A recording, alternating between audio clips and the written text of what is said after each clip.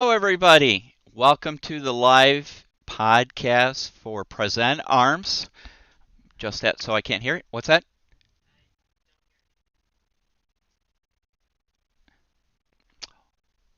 Go back to the other screen.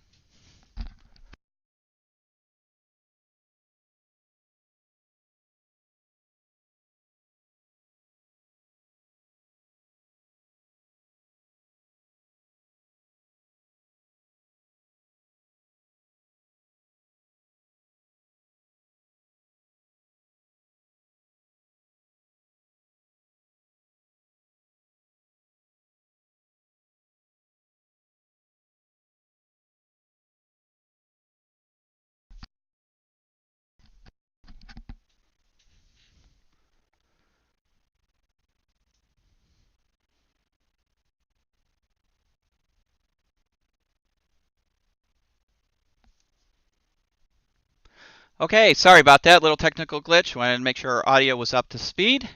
So, thank you for joining us for the SitRep podcast Present Arms Hobby Time. Tonight we have something very special. Not only are we streaming across multiple platforms, Twitch, YouTube, Facebook, and our home on Tabletop and Beast of War, and this will go out on Podbean and some other ones eventually. But tonight we want to thank you for joining us. We have a special treat for you. I got in my grubby little hands the second edition of the Spectre Operations Rulebook, along with this mini. This is the special edition. I would even call him a PMC contractor. So we're going to paint him up tonight. So for those of you who don't know, Spectre Operations is the rule set by Spectre Miniatures. And this rule set has gone through a growth of amazing proportions over the last few years since it came out. Spectre Miniatures produces high quality miniatures, and we really like them. The game is very fast play. It's very killy. It's a lot of people are very positive about it. So why don't we go ahead and take a look at the rulebook? Okay, so I have the rulebook here. Now wait a minute, this isn't the second edition. Duh. That is the second edition. They almost look somewhat similar, but let's take a quick comparison look at the first edition rulebook first. So as you can see, for a first rulebook, it was really really laid out well. Some nice pictures of their miniatures, painted up some scenarios. The text was in a larger font. It was easy to read. Just a really nice first edition rulebook. Some simple tables and things like that. Okay, that's not what you all came here to see. I'm going to put this aside. This is the second edition rulebook. The second edition rulebook, oh my gosh, I got fingerprints on it. Let me take those off. Just got it, and I already got fingerprints on it. It's a little bit thicker than the first edition rulebook, as you can see. It's still a high quality paper, heavyweight paper, really nice. Real nice screen print, embossed. So let's take a look in the intro here. So it's written by Matt. Matt and Steven are the two partners in Spectre Operations. And they have a nice table of contents now. Again, they have some nice graphics with their miniatures. A nice introduction now, and they talk about scenarios. Again, everything in here is their miniatures and vehicles set up.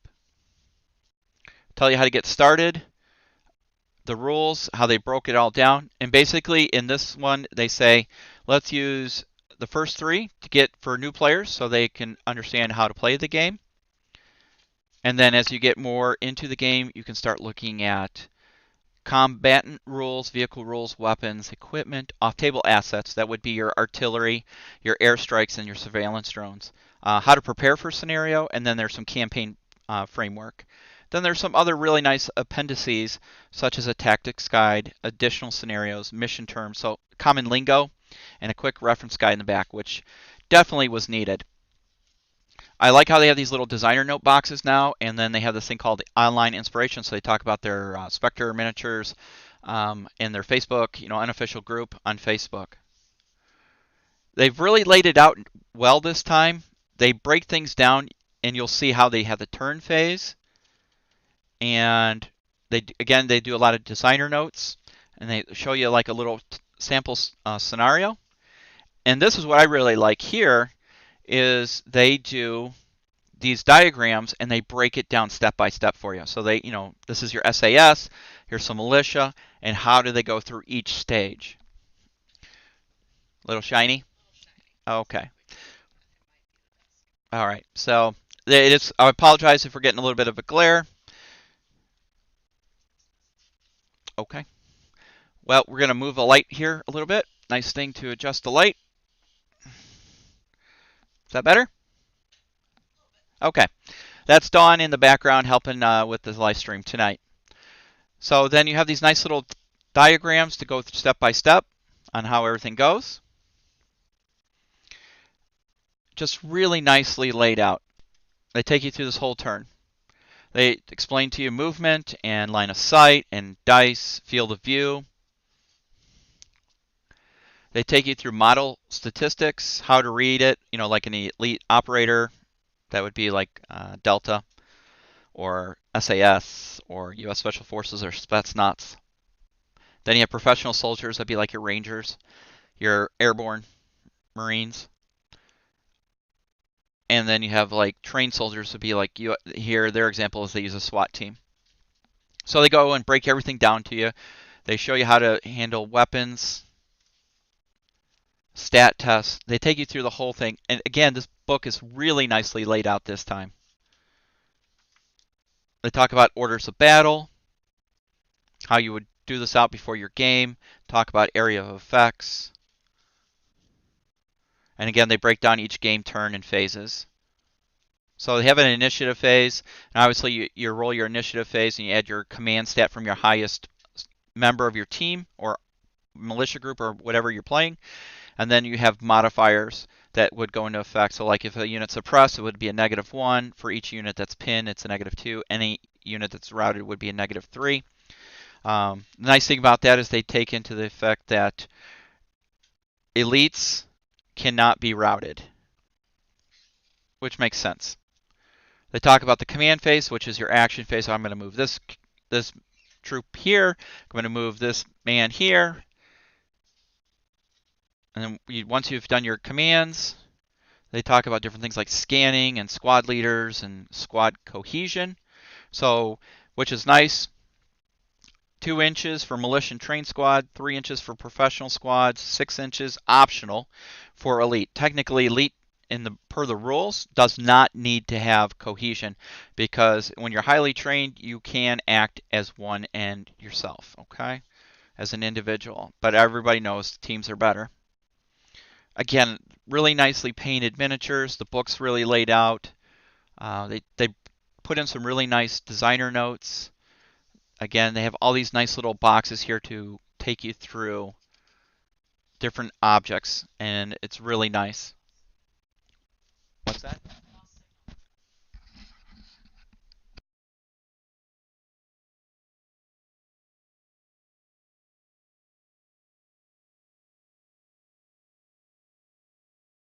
Guys, stand by. We have a camera that shut down on us.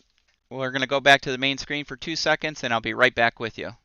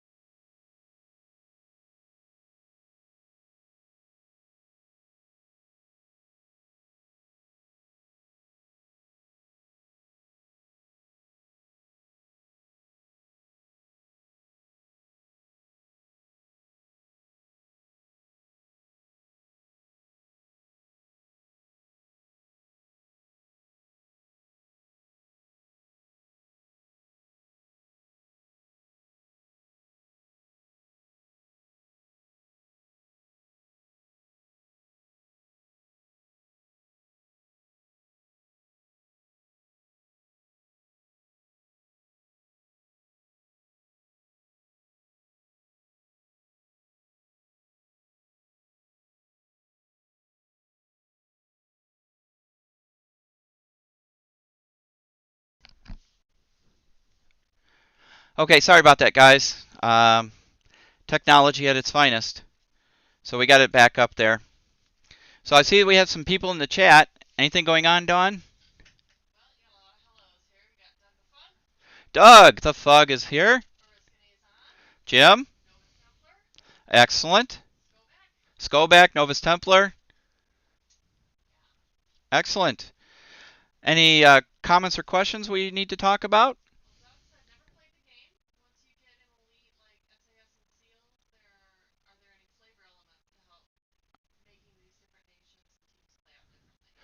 So to answer your question, Doug the Fug, about when you get into the elites and different flavors and things like that, yes, there are items to make them unique. You can play generic, or you can, design them a little bit better. Let me see if I can show you.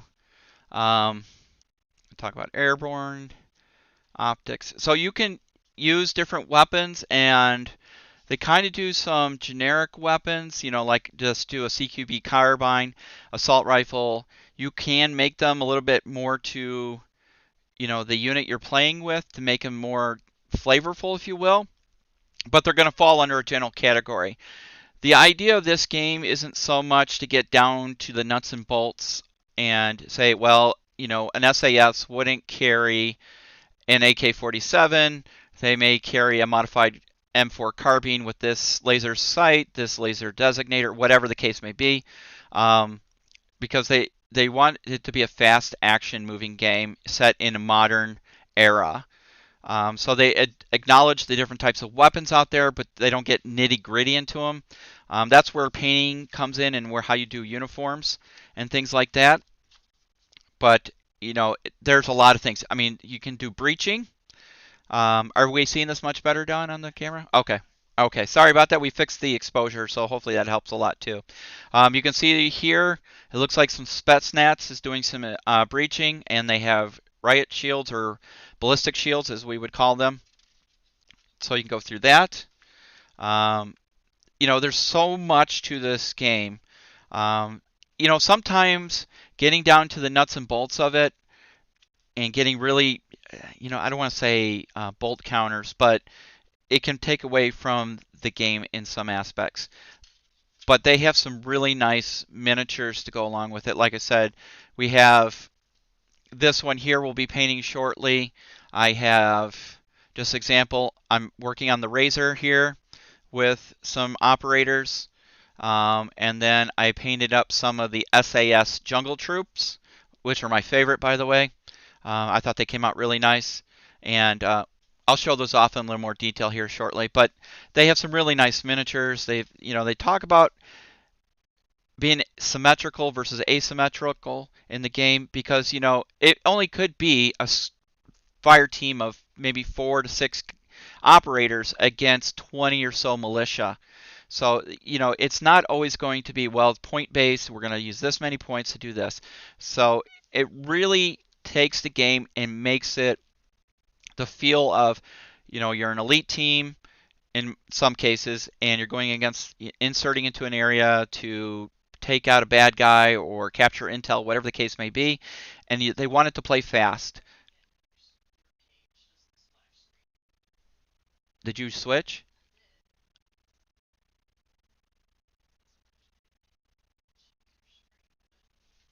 All right, hold on, guys.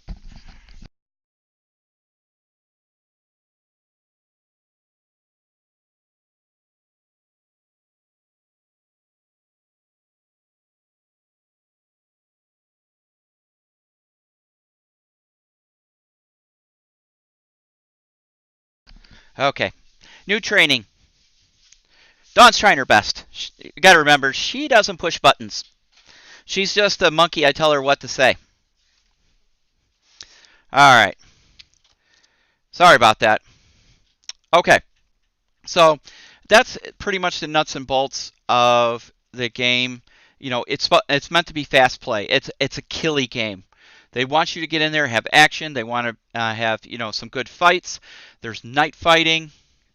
There is sound. It comes a big play in this. As an example, if an enemy model moves within inches of an unalert model, they will be automatically heard.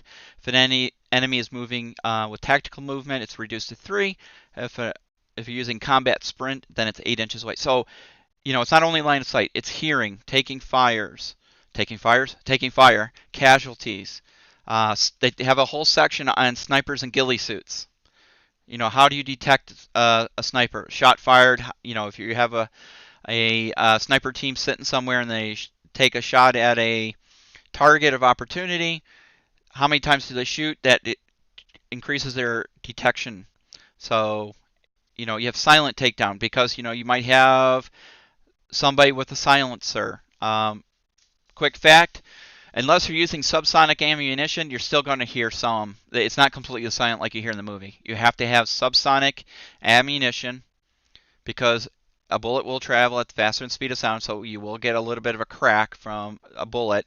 And depending on the weapon system that's being used, if it's not designed to fire silently, you're still going to hear the bolts. Some weapons, they modify them a little bit to work silently.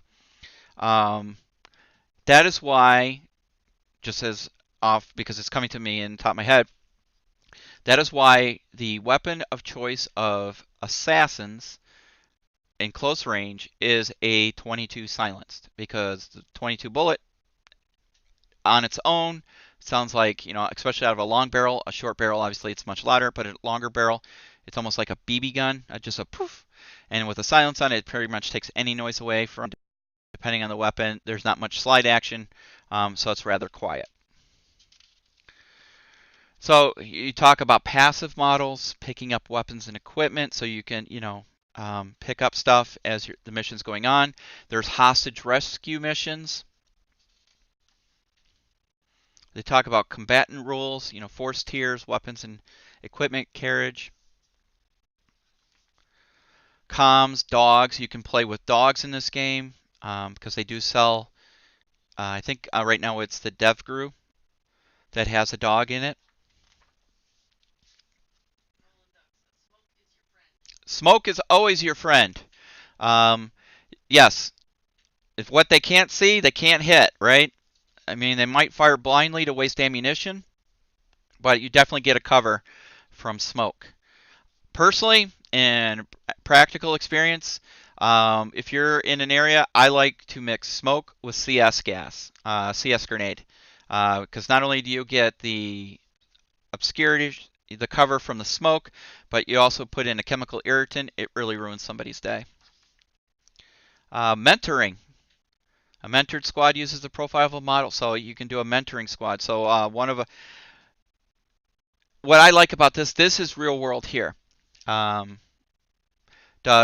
this is real world. Prime example, the United States Special Forces, Green Berets, their primary mission as unconventional warfare is to go into a country that is in combat, in a war zone, and go behind the enemy lines and teach the indigenous people how to survive and fight in war. They're teachers. Yes, they do some of those really cool other missions, but their primary objective is to teach how another force how to survive and fight in combat during a war. So they have that in this book, which I think is really nice.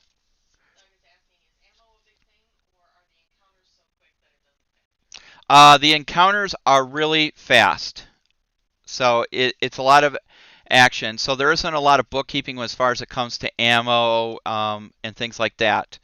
Where in some games you're going to be counting magazines and rounds and things like that.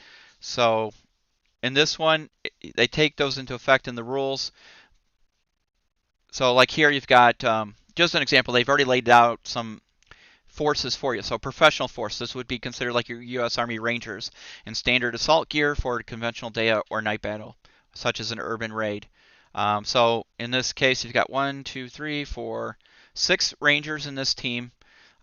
They've got carbines with red dot sights, torch, here in America we call that a flashlight, and a laser, body armor and night vision.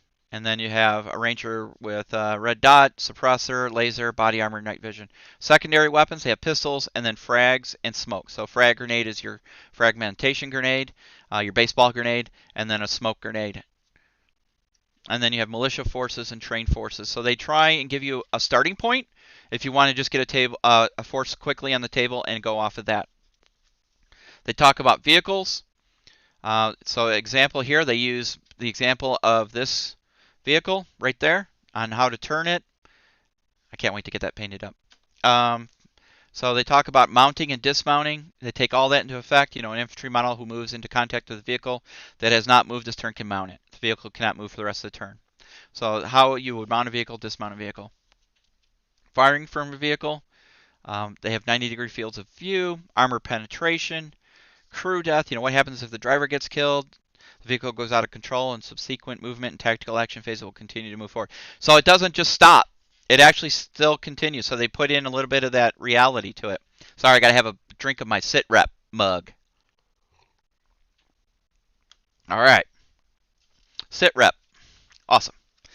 Okay, so firing at the crew, vehicle collisions. You could ram your vehicle. You can ram other vehicles. You can ram other infantry.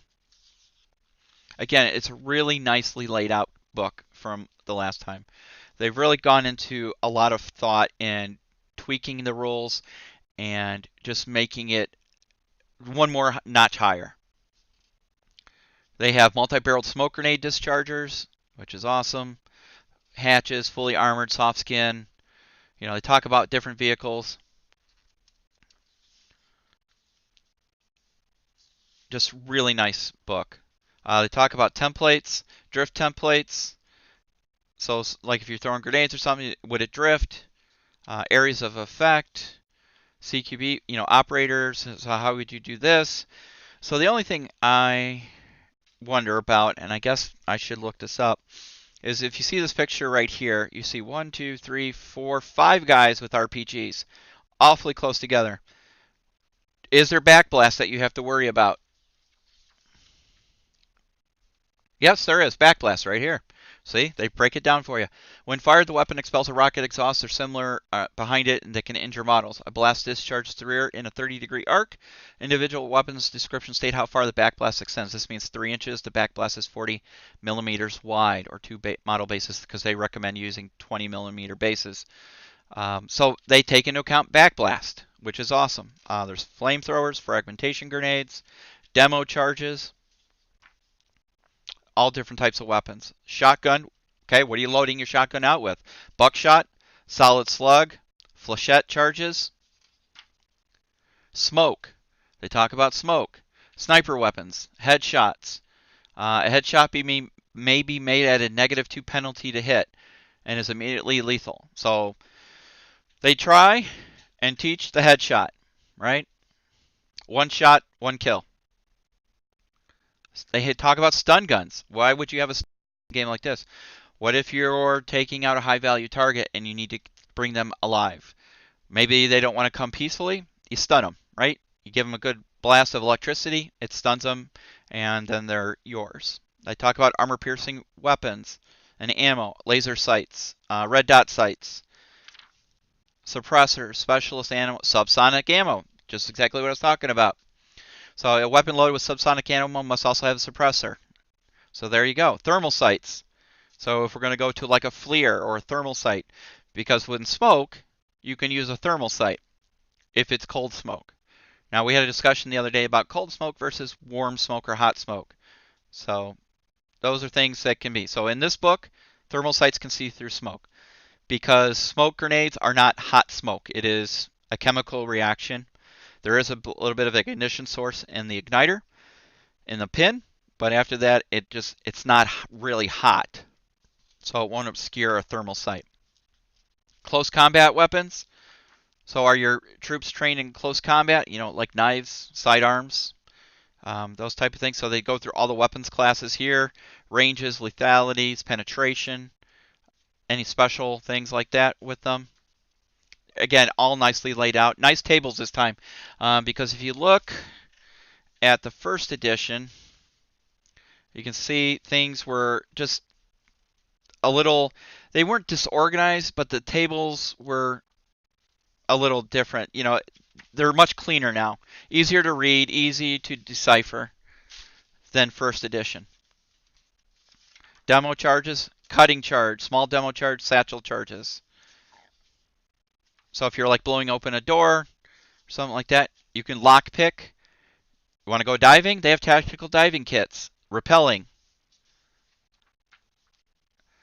Optics and surveillance. They talk about comms, whether it's team net, battalion, or company net. That'd be long range. They talk about battlefield trauma kits, attack dogs. So they have a whole thing on dogs. You can do attack, detection dog, dual role. They talk about equipment for the dog. Again, just some really nice options. Talk about mines and IEDs and booby traps. So they put everything into this book. I believe somebody told me there's an extra 40 to 50 pages in the new edition. I have not, well, let's see. According to this, there's 152 pages. And in the first edition, there is 111. So there are 41 more pages. Talk about and then they talk about drones. So modern battlefields, they use drones, right? So you have an UAV, you have a ground drone, which would be like, you can use it for like EOD. So they use a surveillance drone wheeled, an armed combat drone tracked, a CIED drone tracked, a logistics transporter. So some of what the Marines and things use. Different types of drones, airborne drones, how to recover your drone. Then they talk about off-table assets. So off-table assets would be like your artillery. Obviously, you're playing skirmish. You're not going to have a 105 sitting on the table because it's not going to be able to depress and fire in the area that you are. So you can do artillery. A four-gun mission, a precision strike smoke. You can call in a smoke. You can call in illumination. Helicopters, miniguns. So you could do like a Black Hawk with miniguns, or an AH, or excuse me, it'd be an AH-6, which is the mini bird. You can do close air support from cannon. That could be a Spectre gunship, C-130. You can do bombs, laser guided bombs. So that'd be a good mission. And this is kind of what I'm thinking about doing for the scenario I'm thinking about doing with my jungle guys. If I can get him here. We're talking about doing a scenario in the jungle of Belize, because the SAS still used Belize as a training ground for jungle warfare. And then finding out that the cartel has created a drug lab, which also supports money to a terrorist organization through the sale. They buy stuff, and then so that there's all the stuff going on, and we figured maybe we can do a mission where possibly a laser guided bomb comes in.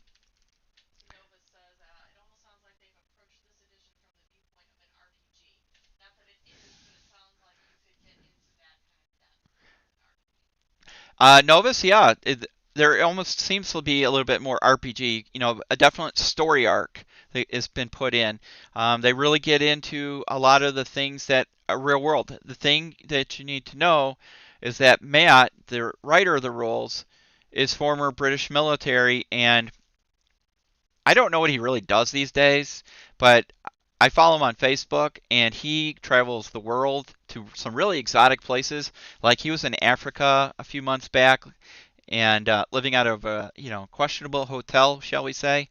And I don't know. He almost makes me think that he's a British version of Jason Bourne, because I really don't know what and he really doesn't talk about it, and it's fine. He's some kind of advisor.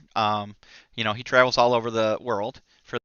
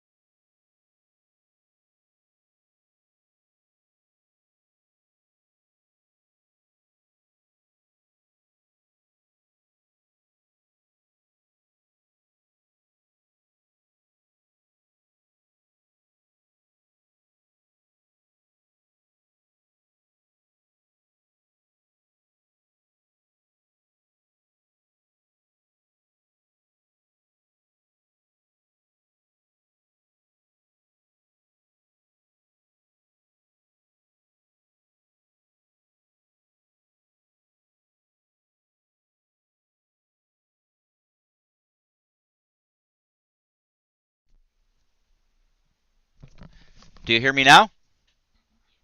That's weird. The microphone's shut off. Sorry about that, guys. I don't know why that happened. Okay, so there's really nice scenarios in here. Tactics guide, sequence of gunfight, appendix now. You have your quick reference tables. So here's a quick reference guide right here. Maybe they will at some point make this available as a separate item so you don't have to have your book. You could just have a flip chart.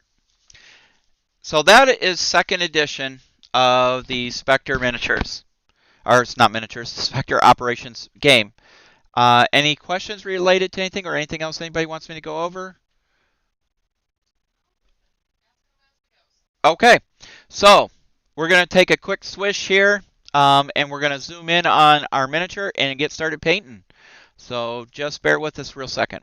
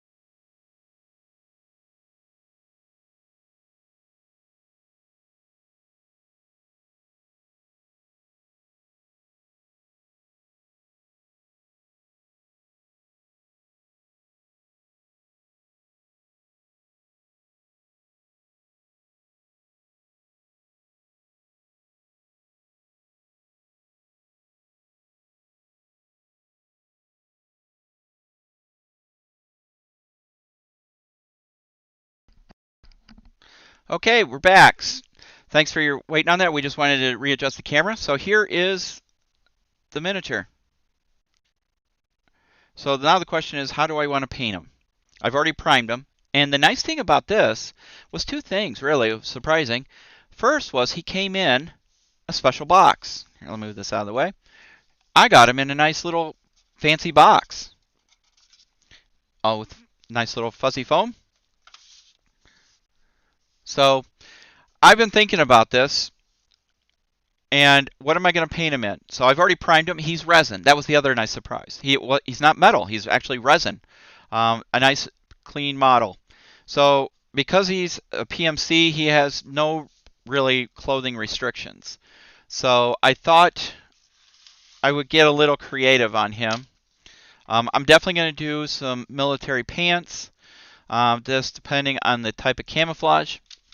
I'm thinking I'm going to go woodland camo because as a PMC, he's going to have access to just about anything, or he might have access to what it's frequently available, depending where he's at. So we're going to do woodland camo. Okay. So the first thing I need to do is take out a nice tan here to paint the base, because we want it to be a light tan.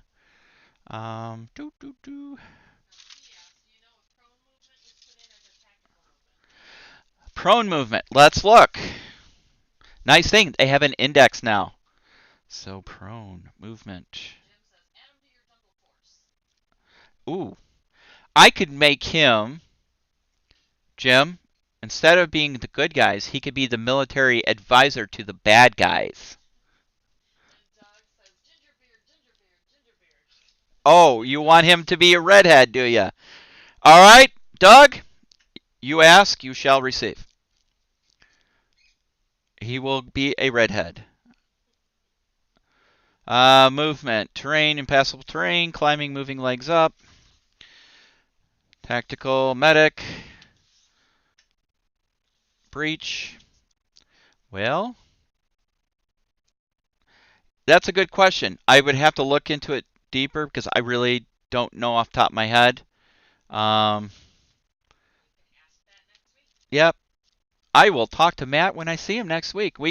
So that's another thing. We're going to see Steven and Matt next week at Adepticon. So if you have any special questions you would like asked, put them in the comments and we'll start a list and we'll go from there. All right. We'll use tan earth. I'm not going to turn on my paint shaker because it'll vibrate everything and it's really noisy. So I'll just do this. I'm using a wet palette.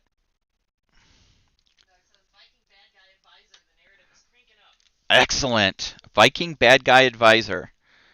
All right, so I'm going to use one of my fancy dancy sets here. And this is an Adepticon Masters, number 1. A little bit of water.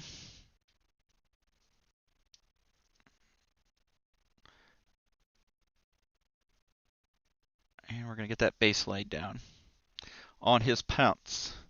Can you see that okay? All right. So when you look at the camouflage on these guys, you know, to be honest with you, we really should get Andy Zach to paint this guy. I know he probably will at some point. He does amazing work. I'm trying to get him on to do painting tutorials on the podcast for our hobby nights and take us through some painting. Boy, that's a little stiff today. The brush hasn't been used in a while. All right. Dawn's going to yell at me if I go out of frame, so just to let you know. I got to move my hobby light here back up. So, helpful tip. You need a good hobby light? Get yourself an LED light bar from an aquarium shop because you can change color, you can change intensity, and it really helps. I have the mini out of shot. Sorry. Force of habit.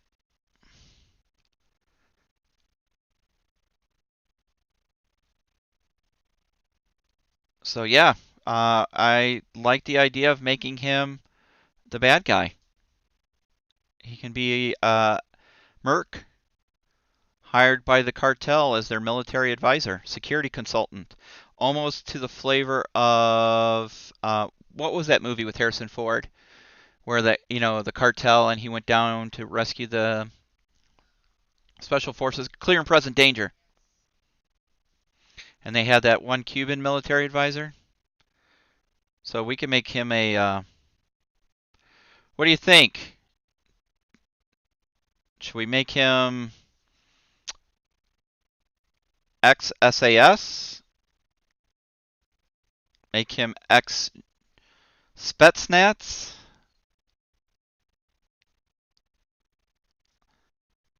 Can you see? Okay. What's that? What tan paint am I using? That's a good darn question. Where did I just put it? Where did I put it? I just had it. I think it's just Tan Earth by Vallejo.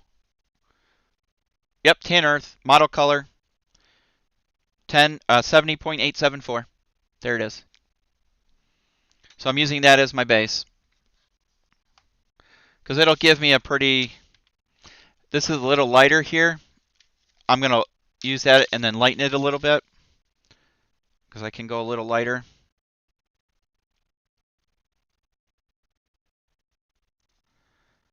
Nice thing is, with woodland camo, unless it's actual military issue, there was so much variation in the color and pattern. Dawn is over there laughing. Jim says, go for Mel Gibson in The Expendables. Oh, for the love of God. Yeah. Mel Gibson in The Expendables. Oy vey. Was he in The Expendables? Yeah. Oh, yeah. Oh, yeah, he was a real meanie. Yeah, he played a real ass. I forgot about that. Yeah, it was a different switch from his Lethal Weapon character, that's for darn sure. Okay. So, just making sure I get all the nooks and crannies. Can you see that okay, Don? All right. Lethal Weapon. Mel Gibson. The bad guy in Expendables, huh?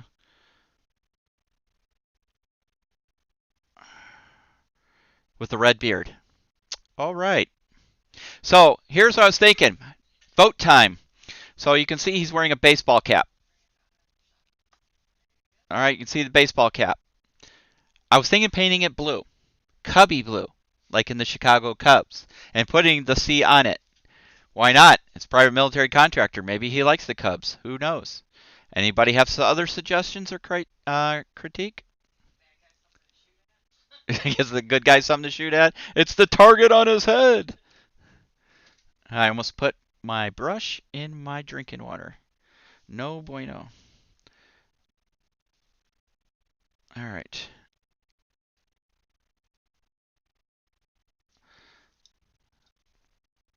Am I missing anything? Okay. Sorry if I put them on a frame. Sometimes I got to turn them on a weird angle to get everything. How's that look?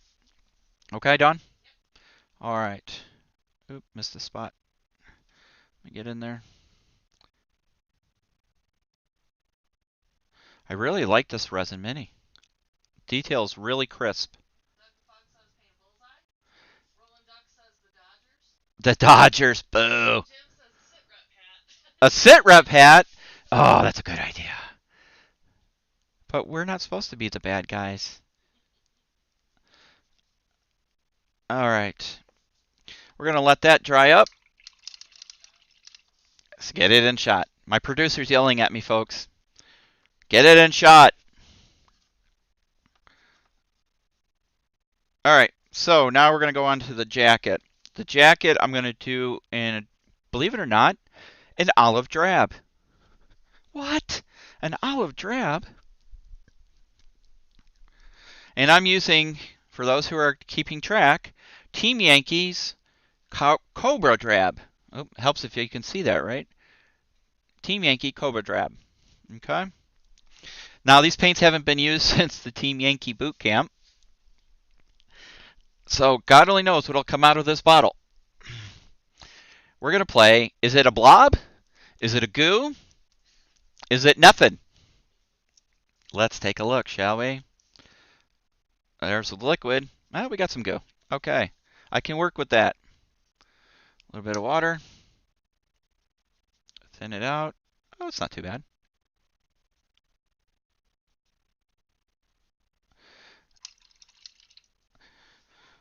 All right.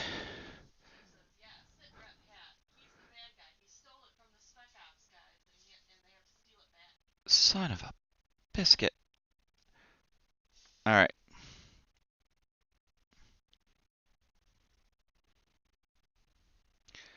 So I am going to do his entire top of his body in this color, and then I'll go back and do his web gear obviously later.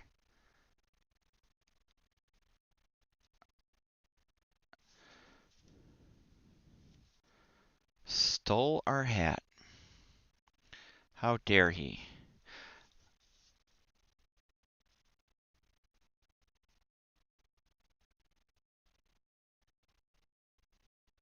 Okay. So that's the nice thing about private military contractors, since they are private military contractors, and a lot of times volunteers, they can wear whatever they want. They're not stuck wearing a uniform per se.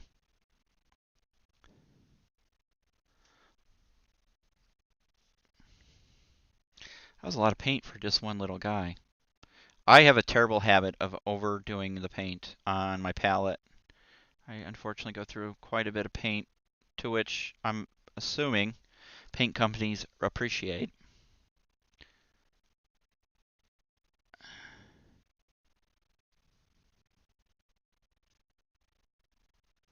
Doo-dee-doo-doo. So you can see, check the camera, right here he's got a pistol of some sort with an extended barrel. I'm going to go with that's a suppressor. He's got a flashlight. He's got a red dot scope on it. first glance, possibly a Glock type weapon. It doesn't look like a government frame 45, which any true professional would be using actually. These silly subpar caliber 9mm and whatnot. Go with what, has worked for 100+ years. Good old government frame 1911, 45 caliber. Good old Colt. All right. Make sure I got that up. That's looking pretty good. Okay, so I got that done. Get his jacket all the way. I did. Oops, missed the spot. Missed the spot. Okay. There he is so far. I almost did it again. It's only paint. Oh, by the way, I am going to emit something on camera to the world. I'm a paintbrush licker. I like to keep my points pointy. Okay. All right, we are going to paint his hat blue. It's going to be Cubby blue. Truth be told, I haven't been a Cubs fan in many, many years. My family would disown me. I actually, when they sucked really bad, like since 1970 to when they won the World Series recently, I kind of just fell out. I was tired of getting disappointed. My grandma and family, they were all about, oh, they'll win someday. Well, unfortunately, my grandma never got to see them win a World Series, but they finally did it. But when the Florida Marlins became an expansion team, I thought they were awesome, and I became a Florida Marlin fan for many years. They won a World Series within their first 10 years of existence. So how can you not like that? And they're in Miami, or somewhere thereabouts now. I think they moved, haven't they? Jim would know. He lives down that way.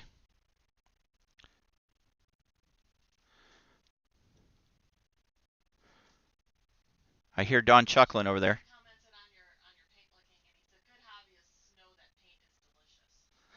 Hey, it's better than eating glue.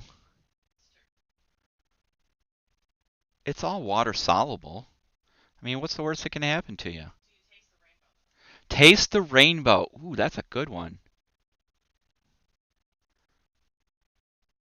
Taste the rainbow.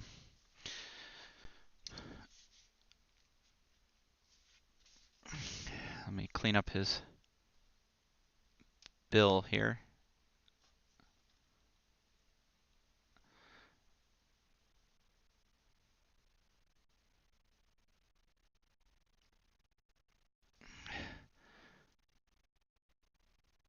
So we're going to say he's definitely a Cubs fan, or he stole it off somebody's body.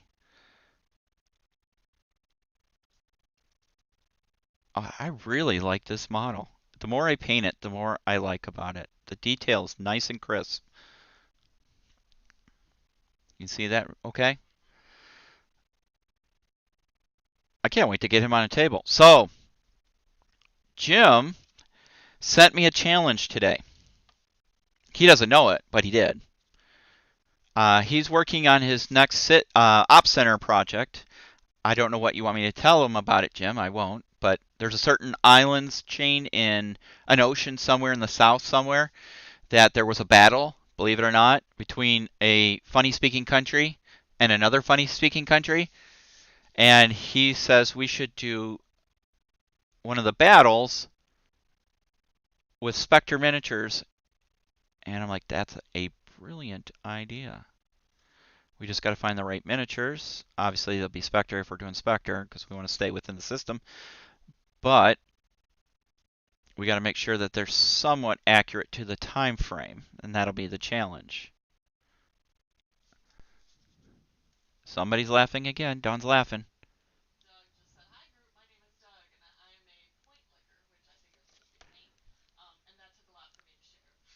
Doug, thank you for sharing. Welcome to our group. It is a safe space. It's okay. Hello, my name's G. I lick paintbrushes. Hello, G. Hello, Doug. How long has it been since I last licked a paintbrush? 2 seconds. Okay, that's looks like Cubby Blue to me.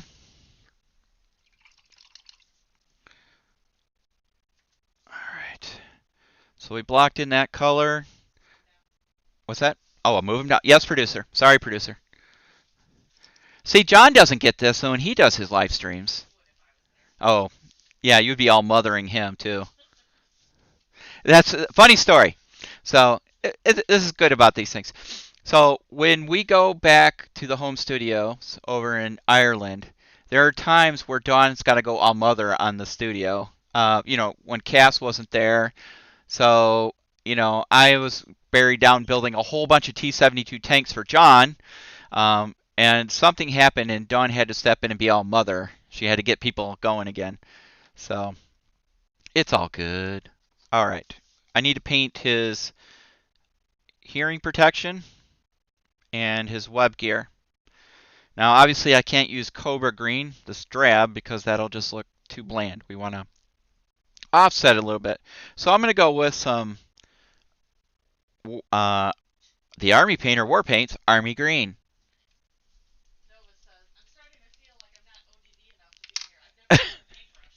What? Notice you've never licked a paintbrush? How do you keep your tips all pointy?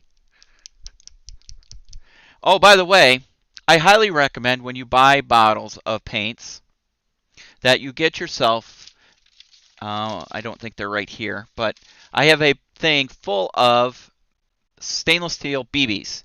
And I put a BB in each one. You can hear it. Help mix up the paints. I have a paint shaker right here. We use this. But like I said, it gets noisy and shakes everything.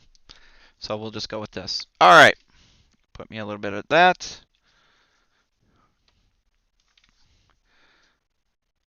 It's pretty thin as it is. So I'm not going to thin it out anymore.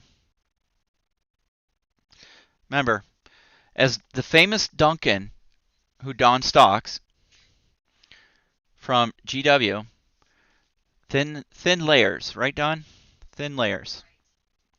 She did stalk him, truthfully. Bring him down. Yes, dear. Okay. So Dawn stalked Duncan at Adepticon and cornered him at Starbucks. Got a picture. It was really cool. He's a really nice guy, actually.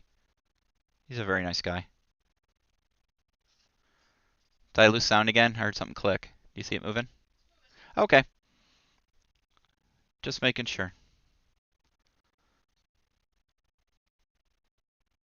Oh, maybe that's my head clicking. It's the metal plate. It's the metal plate, my head. When the microwave turns on, I piss my pants and forget who I am.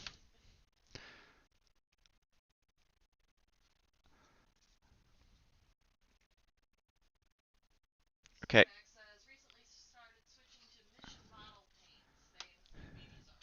Mission model paints. I have not heard of mission model paints. Where are mission model paints from?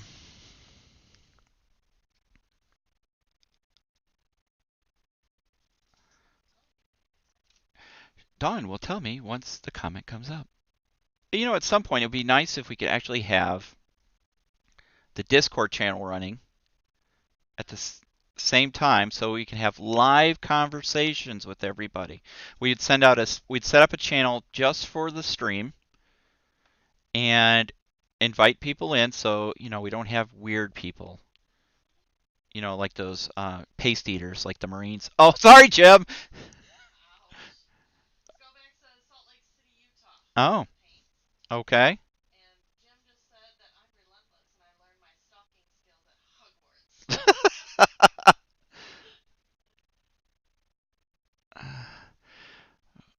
He's going to yell at me here very shortly about the paste eating comment. I feel it coming.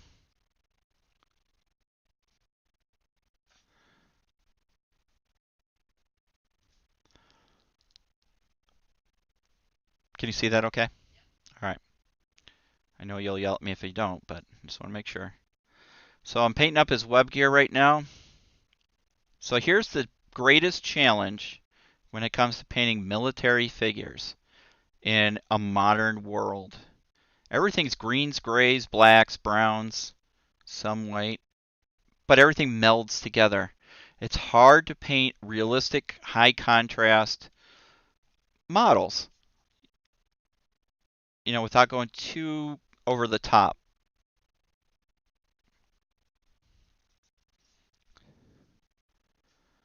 Oy vey.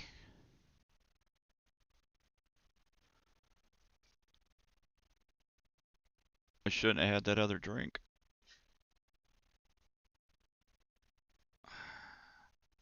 Okay, I'm going to switch brushes.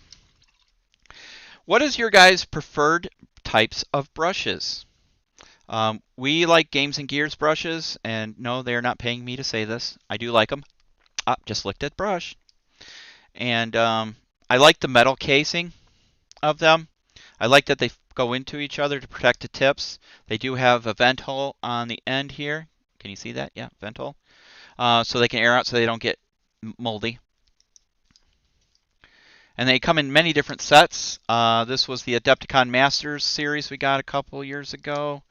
They have the Signature series with a katana brush, a Wakatsubo whatever brush, a detailed dry brush, and another dry brush. Um, can I say that again? Wakazashi. Where's Sam when you need him to pronounce the Japanese stuff?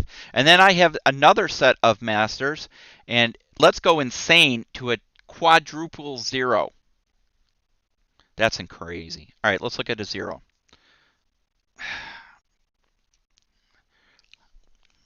Nope, that's too big. We'll go to a double zero. Yep. Okay, so what I'm trying to do is get the rest of the webbing right here. And I am trying to just tip.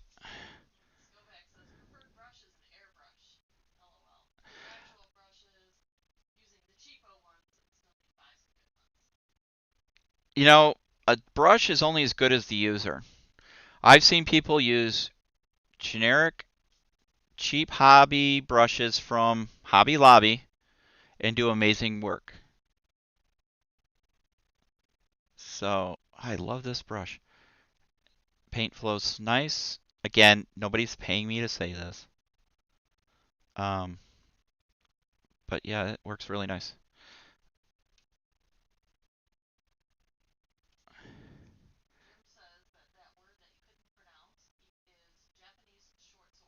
Japanese short sword. Thank you, Jim. I appreciate that.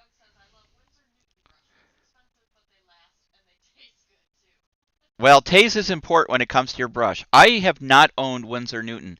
We do have a few sets of brushes from Games and Gear. I do have, those are synthetics. Here, let me move him out of the way for a minute. Another set of metallic and ink brushes, just for metallics and inks. And Gen Con Collector Series. I have a Kolinsky sable brush around here somewhere. I don't know where I put it right now, but we do have Kolinskys. But yeah, I heard Winsor Newton brushes are amazing.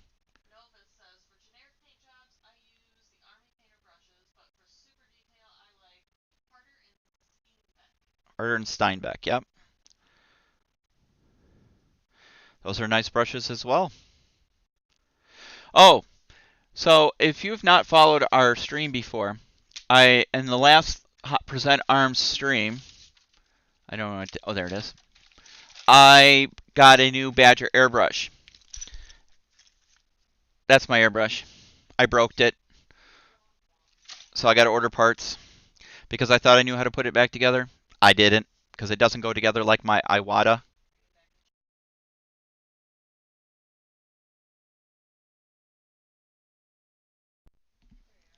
Am I there? Okay. It must have an auto timeout on it or something. I'm using a new wireless headset. I've never had that problem before. I don't know, maybe battery or something. I thought I charged it up. Okay. Let's get some more paint on here, on his webbing. Did Jim say anything about the super secret project?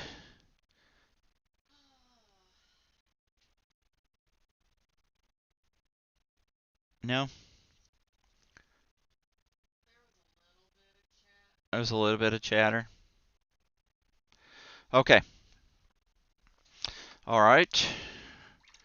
That is done for now. So what I think I'm going to do is I'm going to do the blue wash on his cubby hat. Which camera? It's out again? Oh, for love. Go to... hold on, guys.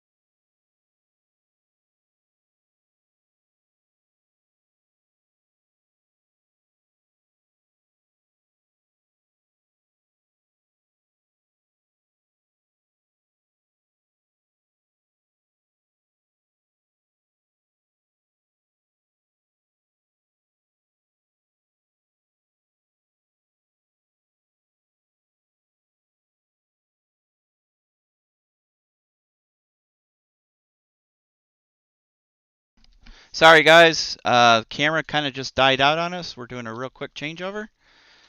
So just bear with us. We'll be right back in action here in 2 shakes of a lamb tail.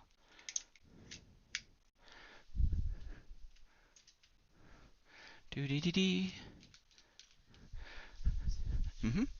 So I'm going to be with you in 2 seconds.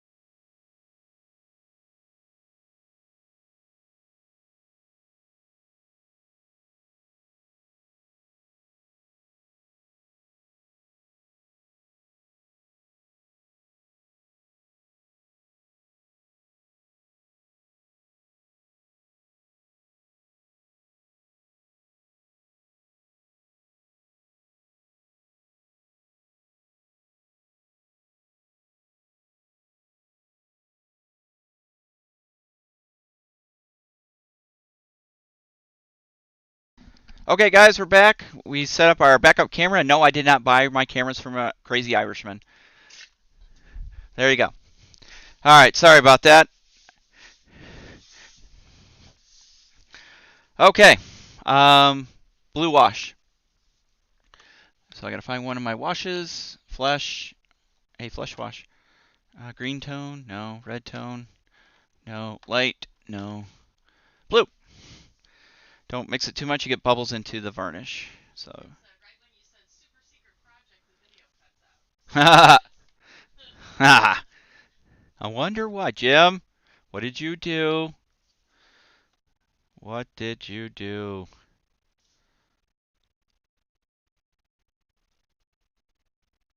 Can you see that okay? All right. Working with a different camera. Again, I apologize. I don't know what happened to the other one. Everything works until it doesn't, you know? Oh, he's got a chip in his bill. That's all right. Okay. All that for that. He's done there. I'm going to do the wash on the web gear with military shader. Can you see that? Okay.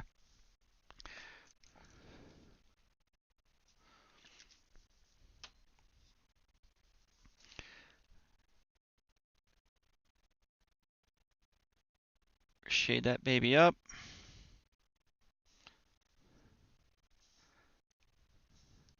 Let me know if I go out of frame.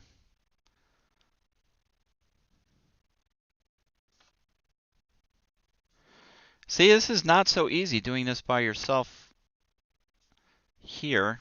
Now, if we were using the actual on tabletop studio we have here at SITREP headquarters, we wouldn't have these camera problems. But this is a secondary setup, and obviously something is not behaving because we're in a different location within the facility. Yes, and I would be banished for life if I tried painting on our wonderful game table from Julio's Woodshop. Okay, so military shader on, and I'm going to do his hearing protection headset, comms unit. I'm assuming this is a combo unit.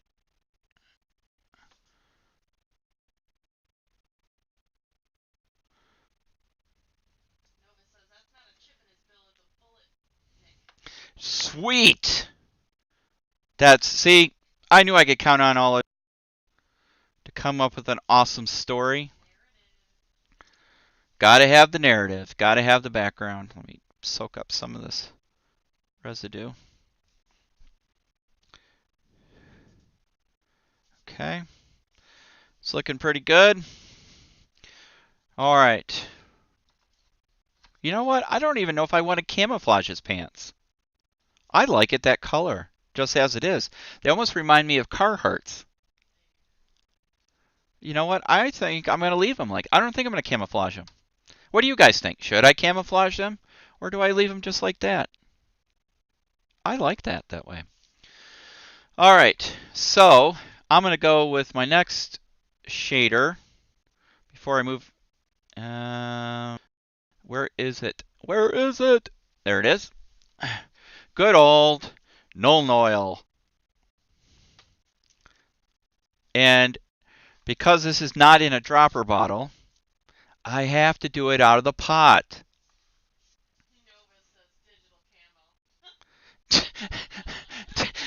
I don't have time to do digital camo. Oh, yeah. There you go. Helicopter pilot. See, there's somebody in my line of thinking, can't go wrong with the helicopter pilot. Nope, nope, nope. Vera? Okay, so now we have a bullet chipped baseball hat from the Cubbies, taking off the dead body of an operator with a ginger beard.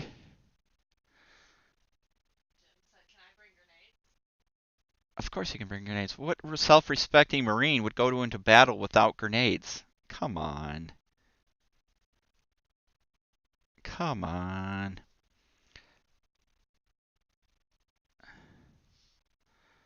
I like the Nun oil. I'm not a big fan of GW paints, all in all. Nothing in particular. I just don't like the pots. And I think the paints dry out too quickly. They don't age well. I have some Vallejos that are several years old, and they age very well.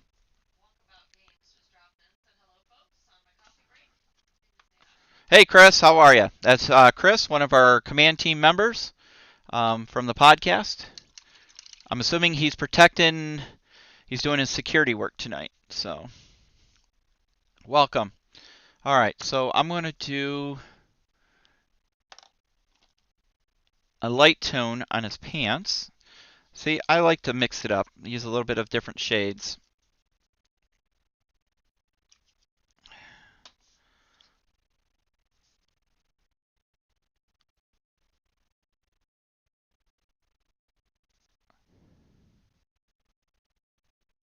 Bring him to life. That's what we're doing. I like these tones from Army Painter. They have a richness to them that I think, a warmth, if you will. And it really does bring some detail out.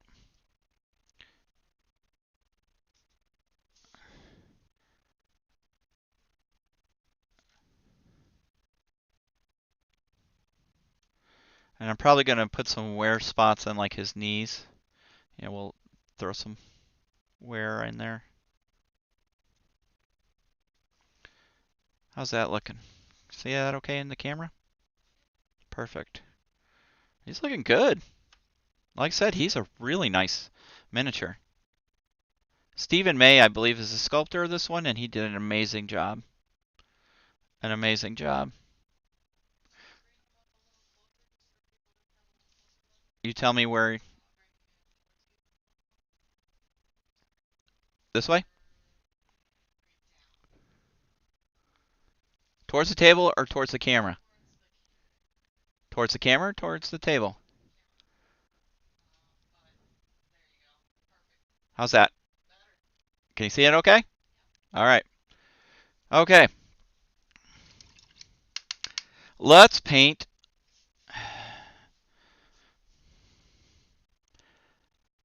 Let's go flesh. All right, it's time for some flesh. And I am going to paint with another Citadel paint. Can you see it? Okay. Kislev Flesh.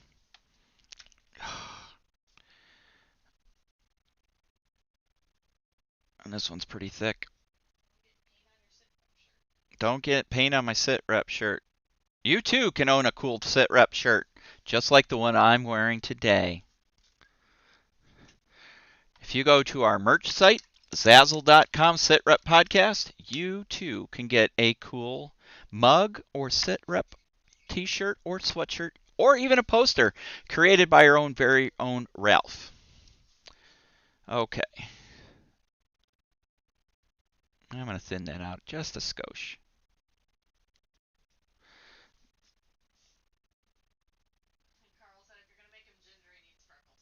Oh, come on. Come on. Freckles. Yeah, maybe. Quadruple zero brush freckles.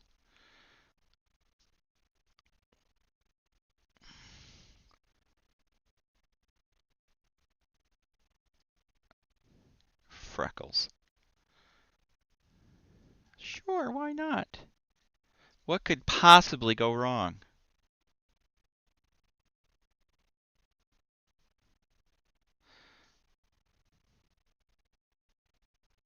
Okay, first layer. So, when it comes to painting, don't judge your painting by those of others. You'll just drive yourself crazy. Do what makes you happy.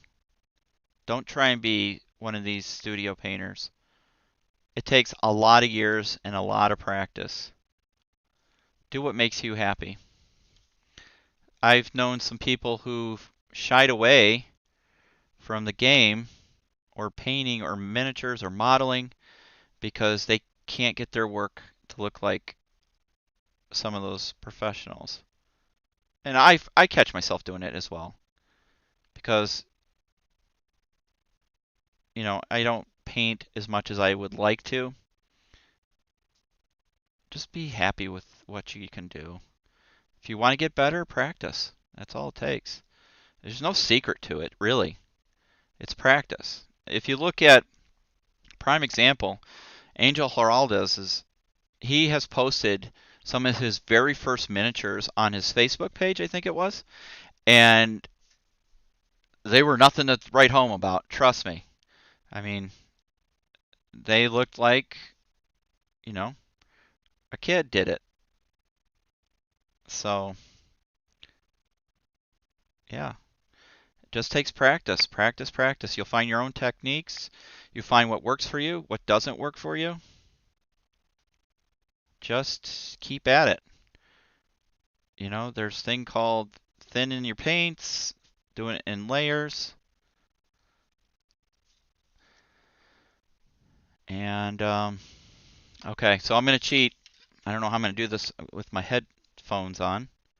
I'm going to have to take my headphones off for a quick second.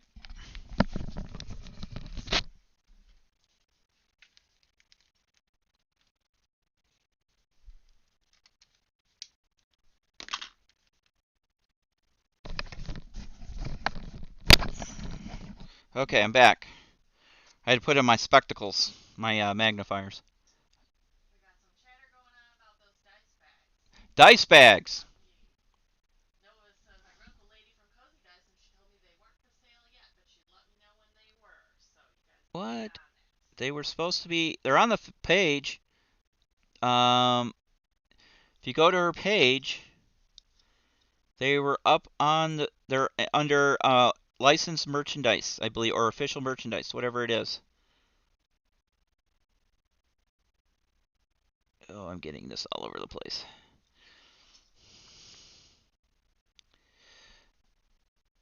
All right, I need to thin that paint a little bit. It's too gloopy.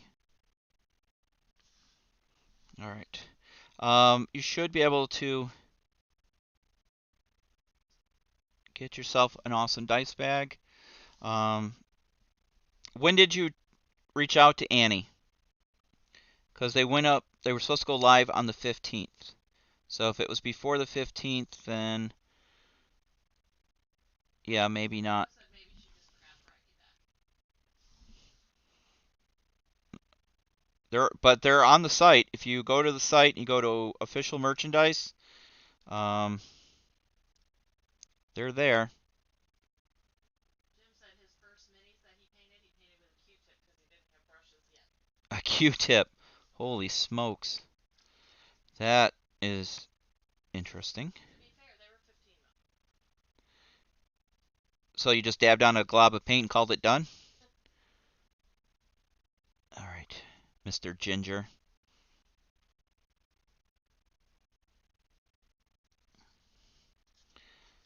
Oh, I got the double lens up. No wonder I can't see. Okay, better. Now you need to get back in shot. Am I in shot? Kind In of. shot? There you go. Better. Okay. Sorry, guys. I actually got to drop that down because I'm trying to get his face. Okay. And his hand. Getting old sucks. Oh, no. Okay. No, no.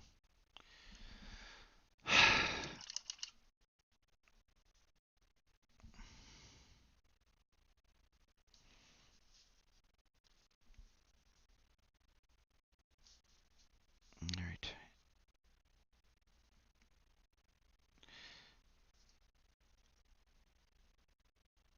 Okay. We're going to ginger time. What do I want to use? It's an orangey reddish.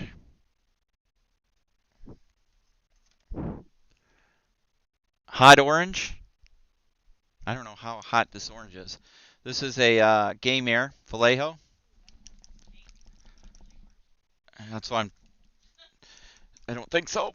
Let's take a look.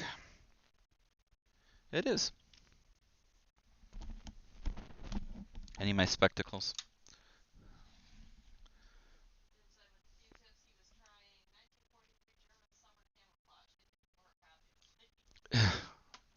Probably not. Okay. Since this is a air paint, I know, but it's going to get toned down.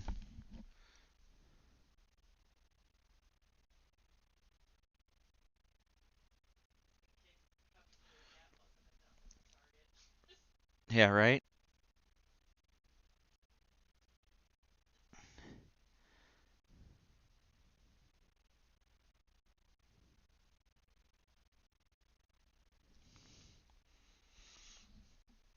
They wanted ginger. Hyper ginger.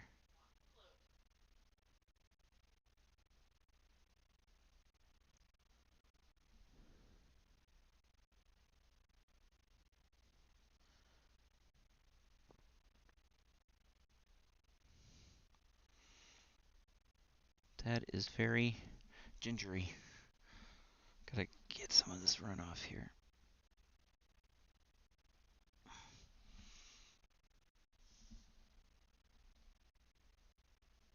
Ah, water spout. Dry brush. I need a dry brush. Which one?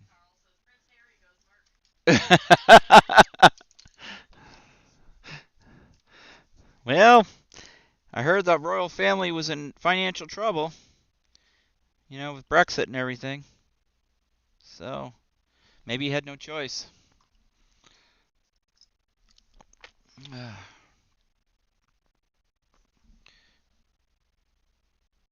Oh, wow, these hairs are splitting on this brush.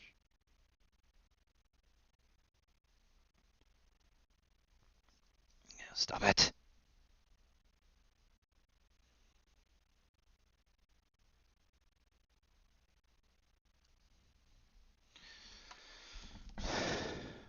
How's that look on our camera?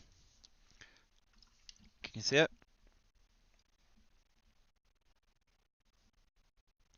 See, ginger isn't so ginger. It was. We're going to go even scarier. Wow, that's really thinned down.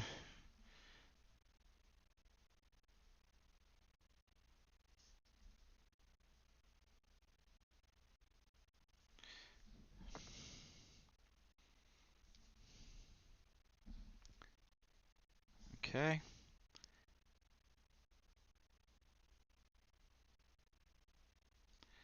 Okay. It's looking good. All right, we're going to let the face dry up a little bit. Time to paint the cubby. All right, I need some white. It's a red circle with a white C, right? Or is it a red C? I know, I'm asking a White Sox fan. I think it's a white C. Can you look it up on your phone?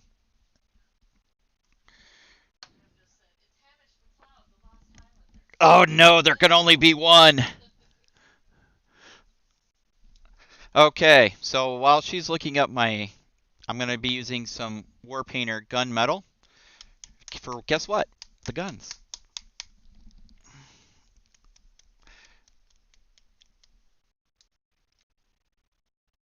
Oh, that's really silvery. I don't like it. Don't worry, we're going to, yeah, and a red C. No, just a C. Yeah, you darn Skippy.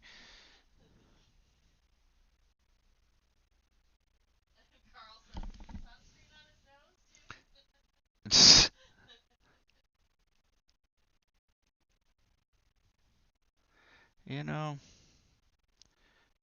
So yes, this is very silvery gunmetal. Don't worry, we're gonna darken this crap up and make it look very special.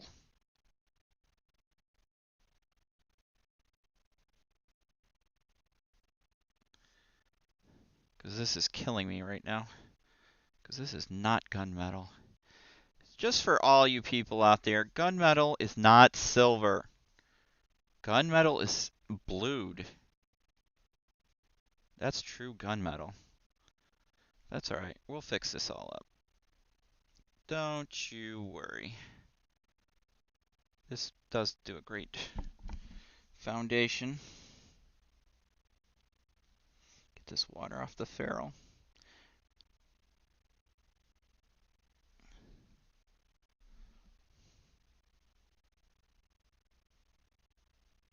There's a little bit of bronze tint in this gunmetal.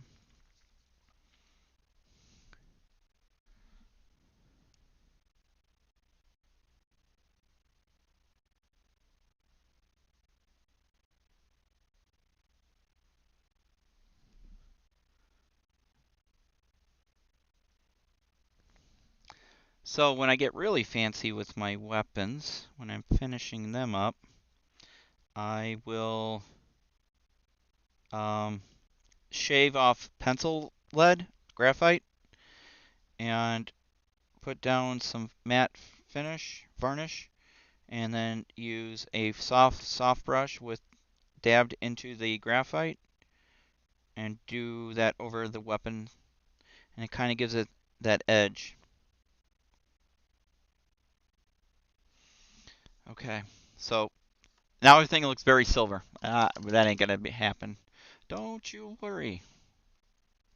So the next step is to take some of my blue wash and go right over the weapon.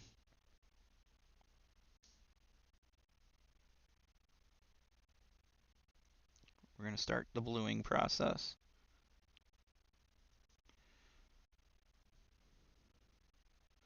Now I could sit here and do like, tan air, like some of the guys will take their weapons and paint it down to dull out the finish. They'll do like a camo painting on it.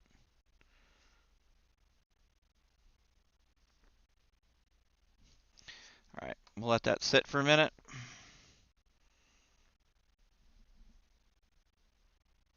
I gotta do his glasses. That's a good shot. Okay. All right, so I have flat black, or matte black, I should say. BB in place for his glasses.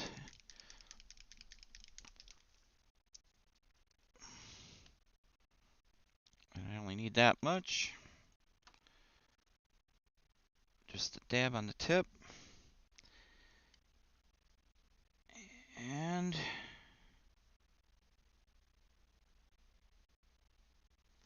focus my eyeball so I can see.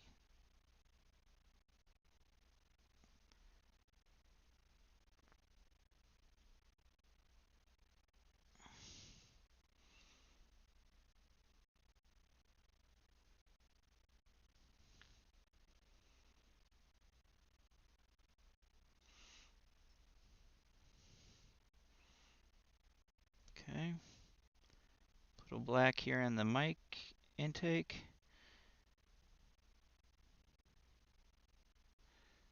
I think I've got that. All right, that's done. I was going to make his holster black as well.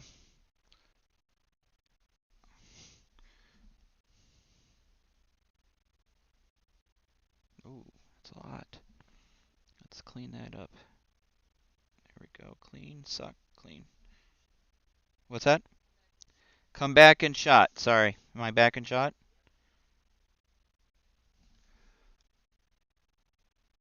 Okay.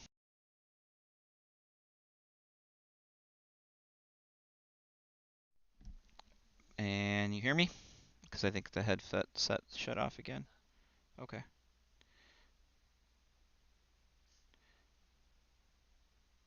All right.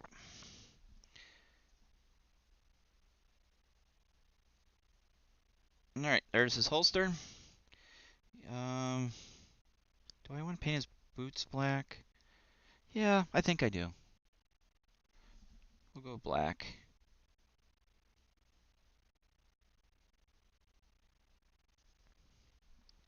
And I am going to paint it on with very thin, kind of watered down, so it kind of brings out wear and tear on the boots. Let some of the gray undercoat shine through so it looks like worn leather, scuffed up. Yeah, that looks good. Just like that. Okay, how's that look, Don? How's that? Does that look good? All right. Okay, so looks like the blue's done. Now we're gonna go to Nuln Oil to blacken up our weapons.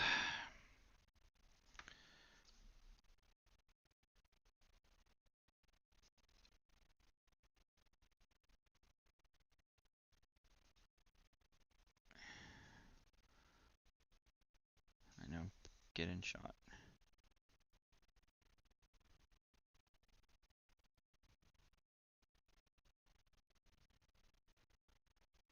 Okay.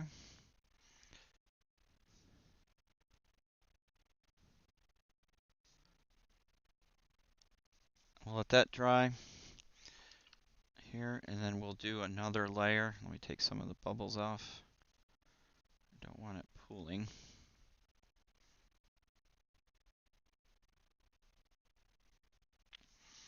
All right. It's going to take a couple layers of the oil to set in. While we're waiting on that, I'm going to go ahead and do the flesh wash. Red tone.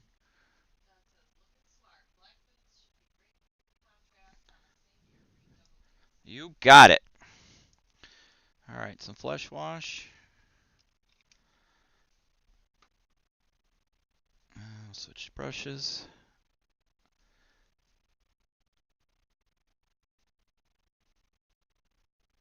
Just like so.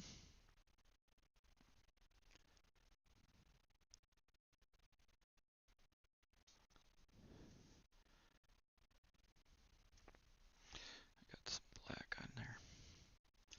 It's all right, actually. How's that looking, Don? Can you see it okay? Okay. All right, hands are done. Oh boy. All right, let's look at his face. His face is turning out really nice. Okay. Flesh wash.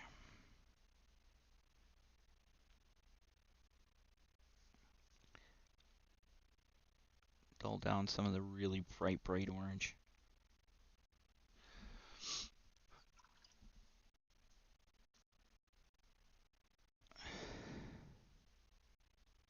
Give it a clean. Okay. Looking good. All right, we'll let that dry. That's pretty much done. I was going to do a little bit of highlights on. That's too gray. That's the army green. I need a lighter shade, NATO green. We're going to use a little bit of NATO green to do some highlights on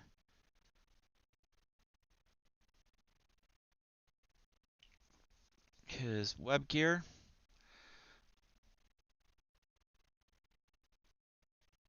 It's really green.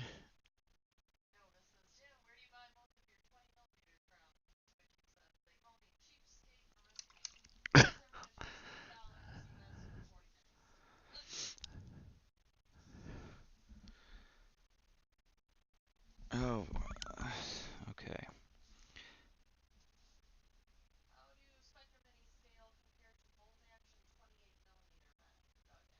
Well, it's funny you should ask.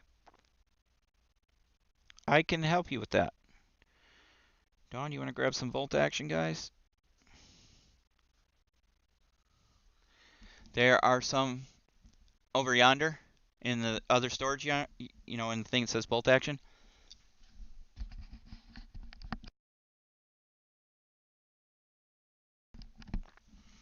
Okay, just putting on some highlighting.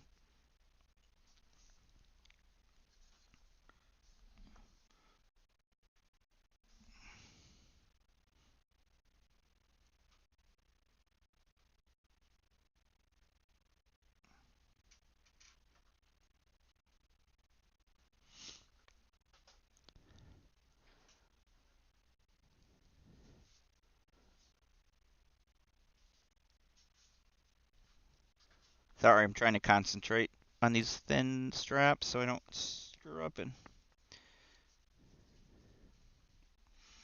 go too far off the reservation.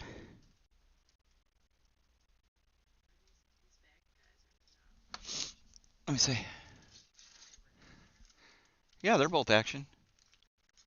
No, those are War. That's War Games Factory. I got them in an auction, I think.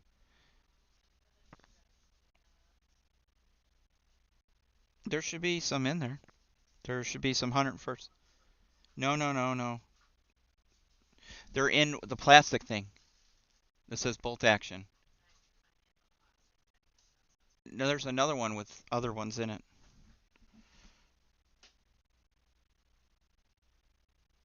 Sorry, guys. Hard help. It's hard to find. We have a whole storage room with miniatures in it. Okay, that looks pretty good. I'm going to just do a little bit on top of his hat here.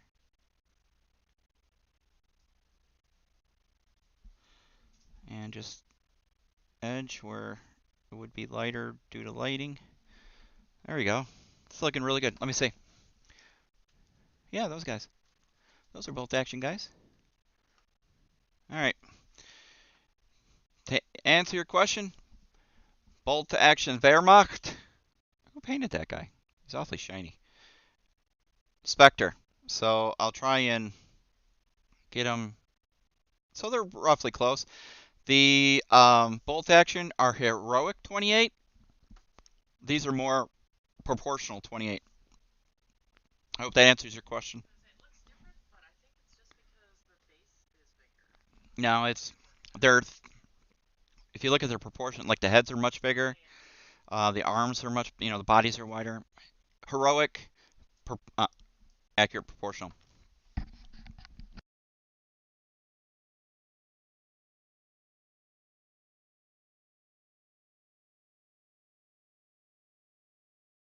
Sorry, I had to have a sip of Go Juice out of my officially licensed SitRep coffee mug.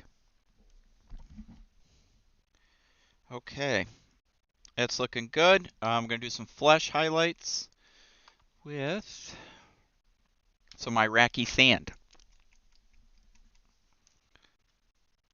Ooh, that's really thin. I only need a little bit on the highlight areas.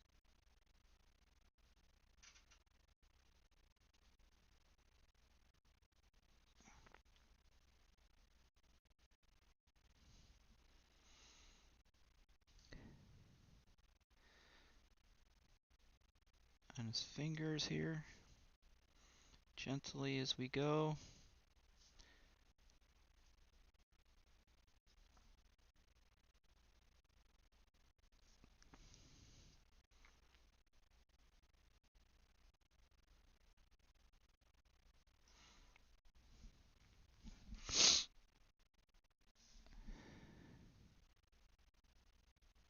Gently, gently, gently, gently.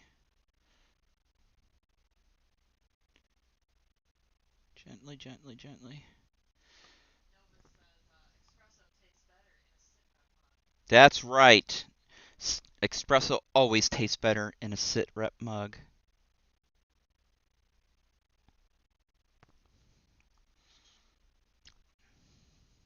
The blood of your enemy is better in a sit rep mug. Jim says, while I have you here, Gianna just asking, Yep. 100% cool either way. Are we doing 82 leather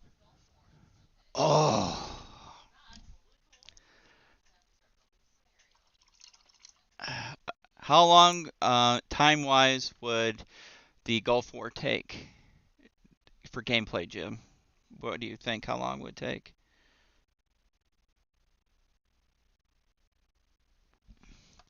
All right. I'm going to take some of this Iraqi sand, add it to this to lighten it up for the highlights on my jacket.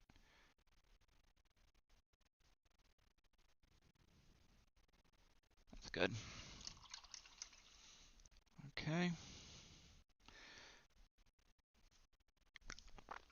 I licked my paintbrush.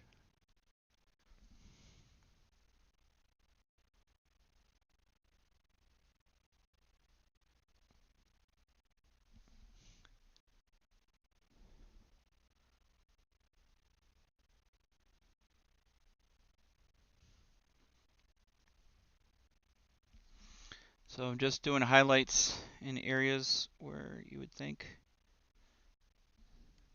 I didn't mix that very well there.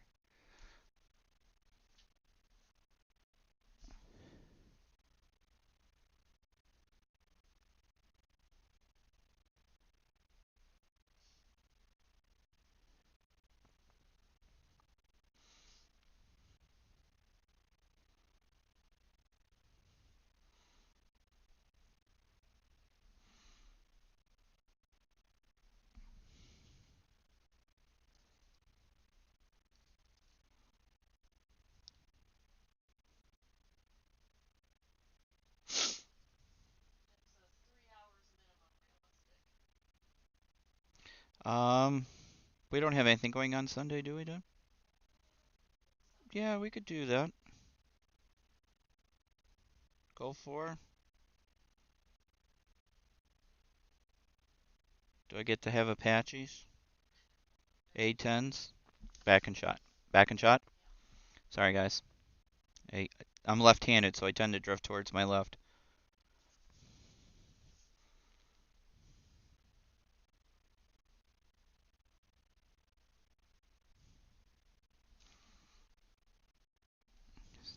So we're eventually, and when I mean eventually, sooner than later, going to be doing some um, second edition bolt action. Or bolt, now you got me saying bolt action. Whoever told me that, thank you. Spectre. I did see somebody posted on our Facebook page modern bolt action, and it looked really good actually. But we are definitely going to be doing um, some second edition Spectre. Okay. How's that? Looking good? All right. All right. I got to finish up some flesh. I'm not happy with that hand. Not happy with that at all. Uh-oh. Well, to be fair, it is like 1 a.m. or so in England right now. So, quarter to two. So, and he does have a job.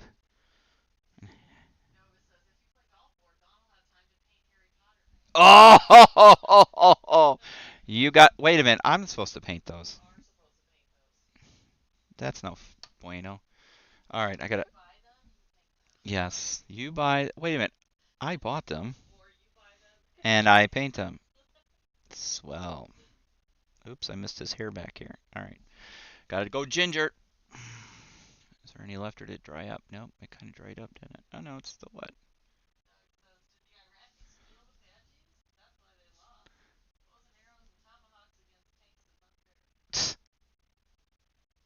There's always a comedian in every group.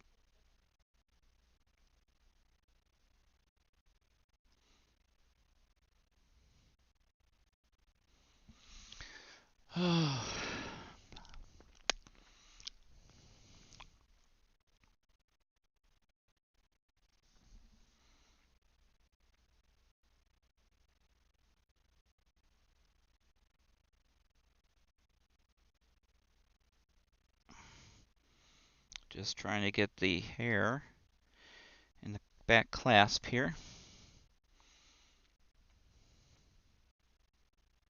There we go. And then there. And I missed a spot right there. Looks good. And his beard there. Got it. Oh, shit. Sorry. I know, this is supposed to be PG. God bless it.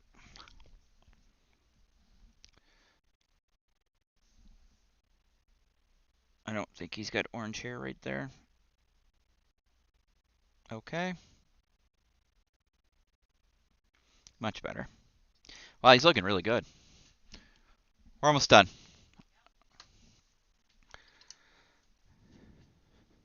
Let's see, am I happy with his weapons? No, they're still really silver. That's okay. I have black. That's going to be watered down some more. And we are going to do that.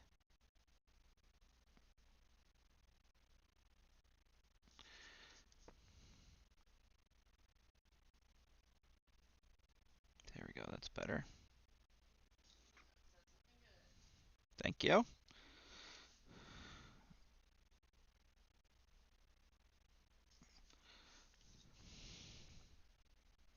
So if anybody's ever looking for some inspiration outside of typical like Act of Valor movies or those kind of movies, Sicario, excellent movies.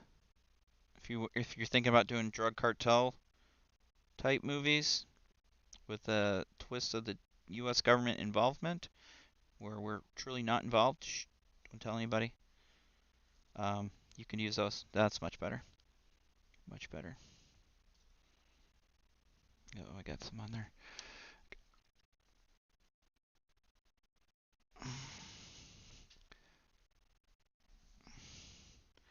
This is the part I hate, going back in and doing cleanup. I had somebody tell me once, if you were a good painter, you would never have to do cleanup. Yeah, what are you smoking? Especially when you're doing finite detail, you know?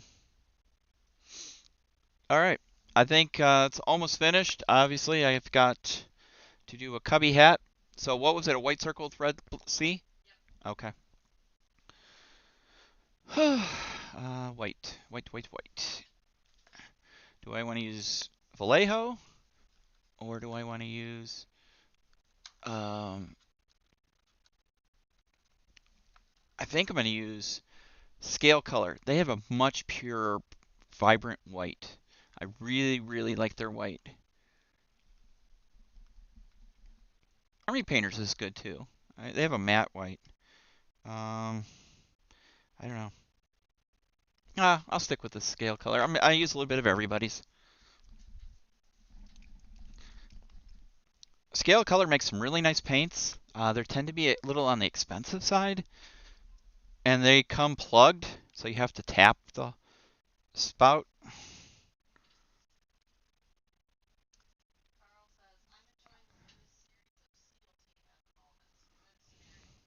Oh, is there? I'll have to check it out. I don't think I've ever watched that show. One, because it's on regular TV, and it's, you can only do so much on regular TV. However, I have to say, after last night's version of The Rookie, I don't know if anybody's watching that, with the guy from Firefly, this captain getting killed at the end, that was kind of hard to watch, to be honest with you. Oh, I'm sorry. I spoiled it for somebody. All right, I'm pulling out the katana. Look at this. It's a silicone tipped brush, so you can do fine detail. Because I don't want to screw up a white circle on the tip of his hat, because it's only going to be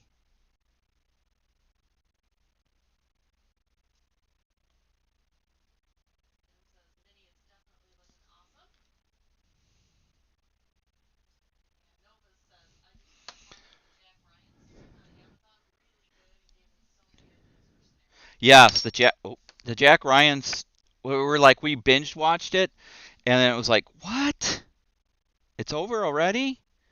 So yeah, I can't wait for the next one to come out. Another one, if you're looking for something on private military contractors, watch 13 Hours. The Benghazi story, it's really, really good. The story itself is really good, and you get to see a lot of the civilian side contractors that work to help cover security for um, CIA.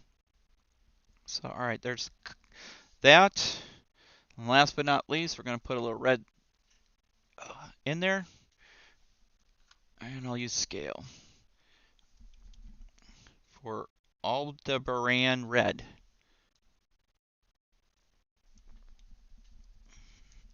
Now that's too pinkish red.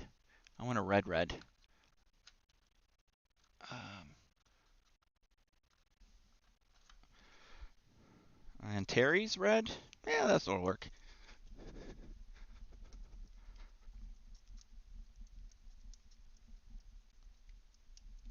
Okay. One little dab of red. And that one has never been used. What? I need a something to poke the hole in that right there. Okay.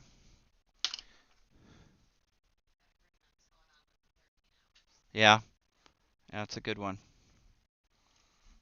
That's a really good movie. I read the book first. Believe it or not, story time. I actually read the book on the flight to Ireland for the Team Yankee boot camp. It made that flight go by very, very fast.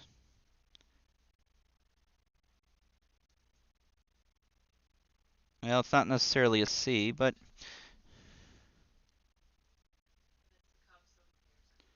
it's the Cubs. Who cares anyways, Dawn says.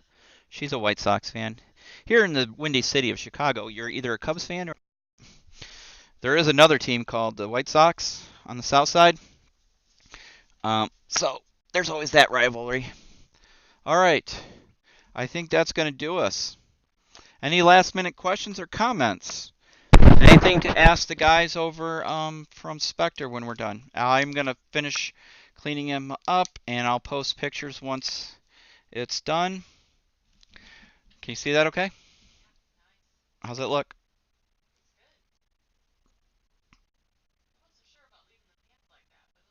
You know, I like that. Sometimes simple is better.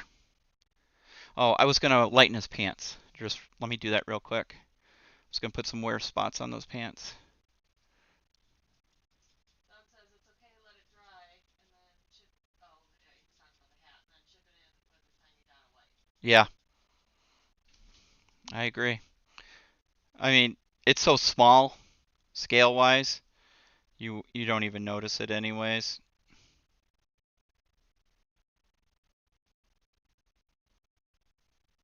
So I'm just putting some wear on the front of his pants where his knees would touch. Sometimes if you just go back in with your finger and kind of blend it in. How about his butt? His butt too, Dawn says. Dawn's a butt person. Nobody said that. Nobody said that, she says. I said it. All right. Carl says, well done, G. Well, thank you, Carl. I appreciate it. I appreciate everybody who came out for our very first live stream. This was actually a good one, other than the mechanical problems. I apologize. Everything was tested and running flawlessly before the stream started. And then, of course, it gets going and we have all kinds of issues. But I hope you enjoyed it. Appreciate to everybody's watching on all the platforms we're on. You can catch our regular podcast every other Friday. We did a live show last weekend. I think it was last weekend. And it will actually go up on the Beast of War on Tabletop site tomorrow, as well as Podbean. It's already up on Twitch and YouTube, I believe, because it was live, so it's up on those platforms. But if you didn't catch it, you can find it on those as well. Thanks to our Patreon sponsors, and we have several, and to Jennifer, our newest one, who's at the team member supporter level. We want to thank you, plus Dennis and Michael and everybody else. If I forgot your name, I apologize. I don't have the list in front of me. And we will see you on the next one. We appreciate your time. No other questions, right, Dawn, before we leave? All right, guys, that'll do us for tonight. Thank you very much for watching. Bye-bye.